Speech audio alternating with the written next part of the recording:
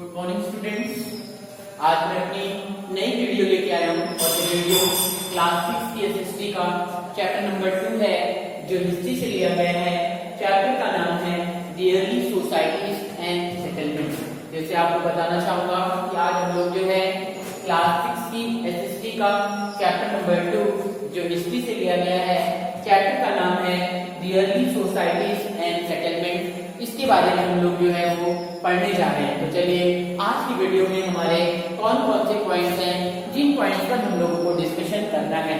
तो आज की वीडियो में हमारे ढेर सारे छोटे छोटे पॉइंट्स हैं, इन पॉइंट्स पर हम लोगों को डिस्कशन करना है। पहला पॉइंट है हमारा custom and practices of the early human being, यानी कि जो आदि मानव थे वो किस प्रकार के रीति रिवाजों का पालन करते थे, यानी वो कहें तो आदि मानवों के द्वारा कौन कौन से रीति रिवाज माने जाते थे। आज हमें जो है उन रीति रिवाजों के बारे में जानना है। फिर हम लोग जो है हंटिंग यानी कि शिकार के बारे में पढ़ेंगे। इसके बाद हम लोग जो है टूल मेकिंग का मतलब होता है औजार बनाना, यानी हम लोग जो है वो औजार बनाने के बारे में पढ़ेंगे। फिर पढ़ेंगे कि किस तकनीक का उपयोग करके जो आदि मानव थे वो औजार बनाते थे। इसके अलावा हम लोग जो है स्टोन एज यानी कि पाषाण काल के बारे में पढ़ेंगे, पत्थरों के काल के बारे में पढ़ेंगे। पाषाण काल क्या होता है इस समय जो है आपको बताया जाएगा। पाषाण काल के बारे में पढ़ेंगे जिसमें पूरा पाषाण काल, मध्य पाषाण काल और नव पाषाण काल के बारे में पढ़ेंगे। फिर हम लोग पढ़ेंगे कि जो पैलियोलिथिक एज थे यानी पूरा पाषाण काल के जो औजार थे वो किस प्रकार के होते थे, मध्य पाषाण काल के औजार किस प्रकार के होते थे। इसके अलावा अग्नि के आविष्कार के बारे में पढ़ेंगे।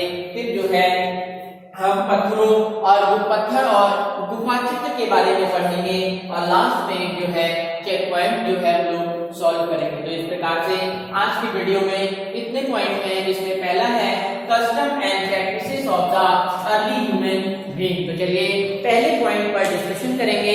पहले पॉइंट में हमको जो है हंटिंग यानी कि सबसे पहले जो आदि मानव था वो शिकार का काम करता था, शिकार के बारे में पढ़ेंगे। तो जो आदि मानव था अगर देखें तो पहले समय में वो खाद्य भोजन नहीं पका पाता था, वो जो है वो जंगली जानवरों का शिकार करता था।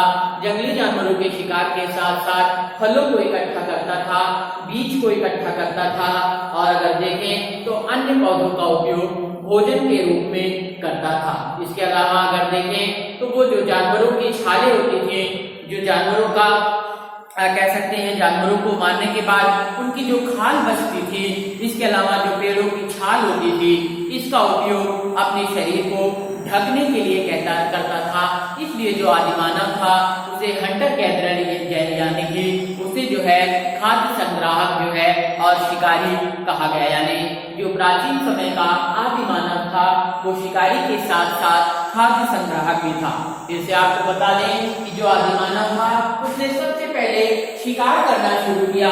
शिकार की अगर हम बात करें तो सबसे पहले देखेंगे तो जो आदि मानव था वो प्राचीन समय में भोजन नहीं पका पाता था, वो जानवरों का, जंगली जानवरों का शिकार करता था, फलों को इकट्ठा करता था, बीज को इकट्ठा करता था, साथ ही साथ कुछ पौधों की जड़ों को भी का उपयोग भोजन के रूप में करता था। इसके अलावा जो जानवरों की खाल होती थी, जो पेड़ों की छाल होती थी, इनका उपयोग जो है वो वस्त्र के रूप में करता था, अपने शरीर को ढकने के लिए करता था। इसलिए हम कह सकते हैं कि जो प्राचीन काल का आदि मानव था वो हंटर गैदरर था, यानी कि शिकारी और खाद्य संग्राहक था। तो इस प्रकार से आपने देखा कि वो किस प्रकार से शिकारी और खाद्य संग्राहक था। अब हम देखेंगे टूल मेकिंग यानी औजार बनाना। तो देखेंगे कि जो अर्ली ह्यूमन बीइंग्स थे यानी आदि मानव थे, उन्हें जब शिकार के लिए औजार की आवश्यकता हुई, जो है मीट को काटने के लिए औजार की आवश्यकता हुई, फलों और सब्जियों को काटने के लिए औजार की आवश्यकता हुई, तो उसने औजार का निर्माण शुरू कर दिया। सबसे पहले उसने पत्थर के औजार बनाए, उसके बाद लकड़ी के और फिर जानवरों के दांतों से औजार बनाना शुरू कर दिया। देखेंगे तो जो स्टोन टूल्स थे, जो पत्थरों के औजार थे, ये काफी लंबे समय तक उपयोग में आए। इसके बाद देखेंगे तो एक इम्पॉर्टेंट आर्कियोलॉजिकल सोर्स अगर आप देखेंगे तो ये जो है जो पत्थर के औजार थे ये सबसे बड़े जो है पुरातात्विक साक्ष्य बनकर उभरे। तो सबसे पहले आपने शिकार करने के बारे में पढ़ा, फिर दूसरे पेज में आपने देखा कि जो आदि मानव था वो जो है शिकार करने के लिए, फलों को काटने के लिए, सब्जियों को काटने के लिए, मीट को काटने के लिए यानी मांस काटने के लिए औजारों का उपयोग करता था। और सबसे पहले जो औजार बनाए गए ये पत्थरों के बनाए गए, उसके बाद लकड़ियों के औजार बनाए जाने लगे और फिर देखेंगे तो जानवरों की हड्डियों के भी औजार बनाए जाने लगे। देखेंगे तो ये जो औजार थे ये काफी लंबे समय तक उपयोग में लाए जाने लगे। तो आगे हम देखेंगे कि कौन सी तकनीक का प्रयोग जो है वो औजार बनाने के लिए करते थे। तो देखेंगे कि दो प्रकार की तकनीक थी, एक तो पत्थर से पत्थर का औजार बनता था और दूसरा प्रेशर टेकिंग थी यानी कि आग के माध्यम से देखेंगे तो औजार बनाए जाते थे। स्टोन ऑन स्टोन में देखेंगे तो एक जो है पत्थर का हथौड़ा होता था और उस पत्थर के हथौड़े पर दूसरे पत्थर पर प्रहार करके उसे एक शेप यानी कि आकार देकर जो है औजार बनाया जाता था। दूसरा प्रेशर टेकिंग था, तो इसमें देखेंगे एक स्टोन या फिर जो है पत्थर या हड्डी का टुकड़ा होता था जिस पर जो है हैमर चलाकर जो है औजार को शेप देकर औजार बनाए जाते थे। तो जो दो तकनीक थी, दो तकनीक में पहली तकनीक थी स्टोन ऑन स्टोन और दूसरा था प्रेशर टेकिंग यानी दबाव देकर। तो इस प्रकार से हमने पढ़ा कि कौन सी तकनीक का प्रयोग करते थे। अब आगे है स्टोन एज या कि हम कहते हैं पाषाण काल। तो अगर हम इतिहास का अध्ययन करें और इतिहास के अध्ययन में औजारों के निर्माण की बात करें तो इसे तीन भागों में बांटा गया है। आपका पैलियोलिथिक एज, आपका मीसोलिथिक एज और आपका नियोलिथिक एज यानी कि पूरा पाषाण काल, मध्य पाषाण काल और नवपाषाण काल। अगर समय के आधार पर विभाजन की बात करें तो देखेंगे कि प्राकृतिक रूप से औजारों का निर्माण हुआ और इन औजारों में देखेंगे तो आपका पैलियोलिथिक एज के औजार थे, आपके मीसोलिथिक एज के औजार थे और आपके नियोलिथिक औजार थे यानी पूरा पाषाण काल के औजार, मध्य पाषाण काल के औजार और नवपाषाण काल के औजारों में यानी जो पाषाण काल था इसे तीन भागों में हमने बांट दिया है। पहले भाग में आप देखेंगे तो पैलियोलिथिक एज, दूसरे भाग में मीसोलिथिक एज और तीसरे भाग में नियोलिथिक एज के बारे में हम पढ़ेंगे। तो चलिए सबसे पहले हम लोग जो है पूरा पाषाण काल के औजारों के बारे में पढ़ते हैं। तो देखेंगे कि जो पूरा पाषाण काल के औजार थे वो लगभग 12,000 वर्ष पूर्व उपयोग में आते थे। देखेंगे तो जो पूरा पाषाण काल के औजार थे वो काफी भद्दे होते थे और देखेंगे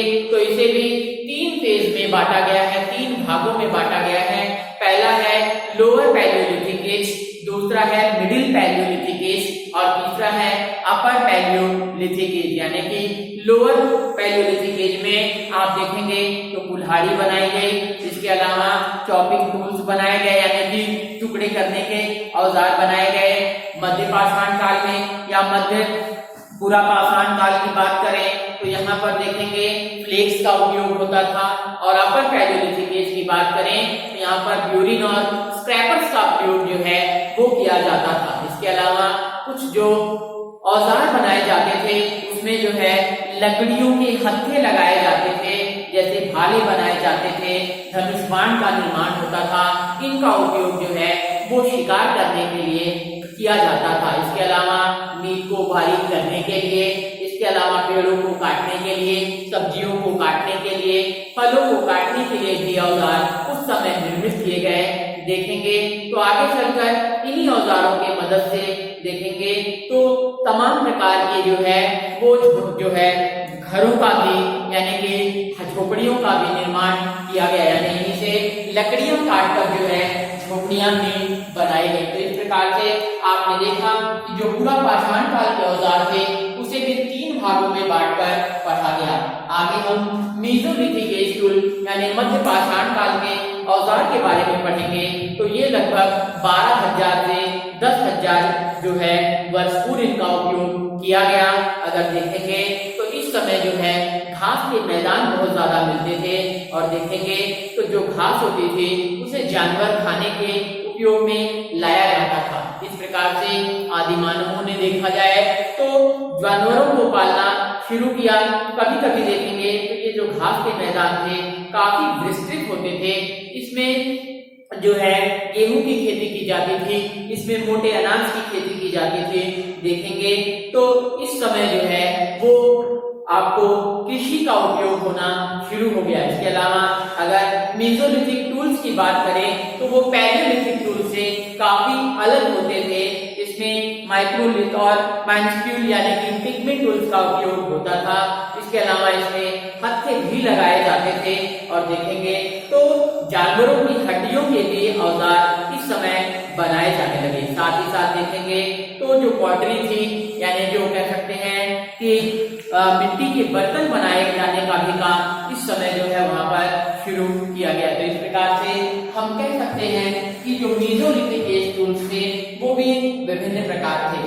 आगे देखेंगे आग के आविष्कार के बारे में, तो आपको बताना चाहेंगे कि जो अर्ली ह्यूमंस थे उन्होंने आग का आविष्कार भी जो है वो शुरू किया। आग का आविष्कार जो है वहां पर शुरू हो गया। देखेंगे तो एक पत्थर से दूसरे पत्थर को रगड़कर आग का आविष्कार किया गया और आग की मदद से अंधेरा दूर किया गया। साथ ही साथ देखेंगे तो जानवरों को दूर भगाया गया। ठंड में इसका उपयोग हुआ। देखेंगे तो इससे आग के आविष्कार से भी भोजन बनाने में आदि मानवों को काफी ज्यादा आसानी हो गई। तो इस प्रकार से कह सकते हैं कि आग का आविष्कार भी एक बड़ी उपलब्धि थी। साथ ही साथ अब जो है रॉक एंड केव पेंटिंग यानी कह सकते हैं किसी चट्टान और गुफा चित्र के बारे में देखेंगे तो जो आदि मानव थे उस समय वो घरों में नहीं निवास करते थे, झोपड़ियों में नहीं रहते थे। वो लोग जो थे वो जो है वो केव्स में यानी कि गुफाओं में रहते थे। साथ ही साथ देखेंगे तो उस समय की जो पेंटिंग्स थी वो काफी प्रसिद्ध थी। इसके अलावा देखेंगे तो इन चित्रकारियों में शिकार करता हुआ आदि मानव मछली पकड़ता हुआ और खाद्य संग्रहण करता हुआ दिखाया गया है। उस समय गुफाओं में ढेर सारे गुफा चित्र जो है बनाए जाते थे जिसमें आदि मानवों की गतिविधियों को दिखाया गया है। आगे हम जो है एक छोटे से चेक पॉइंट्स पर जो है देखेंगे तो पहला है आपका the mesolithic age witness an increase in growth of grassland. पहला होगा आपका टूल। दूसरा है the mesolithic age tools were different from paleolithic age tools. True. तीसरा है the early human could never learn about civilization. False. और देखेंगे तो the early human being engage in the trade of poetry. ये भी जो है फॉल्स है। आगे चलकर जो है उन्होंने कई प्रकार की चीजें की। तो इस प्रकार से हम कह सकते हैं कि आज हमने जो है ये रिवीजन का चैप्टर पूरे तरीके से समाप्त किया जिसका नाम था अर्ली सोसाइटी एंड सेटलमेंट। अगर इसमें किसी भी प्रकार की समस्या हो तो कमेंट के माध्यम से पूछेंगे। Thank you.